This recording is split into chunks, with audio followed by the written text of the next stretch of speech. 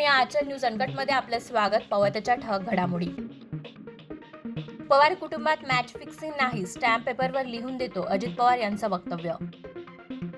पुण्यात सुरू असलेल्या पुस्तक महोत्सवाला उपमुख्यमंत्री देवेंद्र फडणवीस यांनी दिली भेट. राज्य सरकारकडून मराठा समाजाची फसवणूक, सतीश पाटील यांचा सरकारवर आरोप.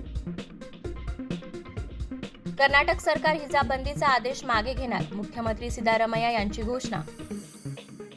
राष्ट्रपती द्रौपदी मुर्मू आज राजस्थानमध्ये जैसलमेरमध्ये भेट देणार. पोखरण इथं फील्ड फायरिंग रेंजवर लष्कराच्या मारक क्षमतेची करणार पाहणी. संसदेत पास झालेले 3 गुन्हेगारी कायद्यांचे सार घटनाबाह्य, मनीष तिवारी यांची टीका.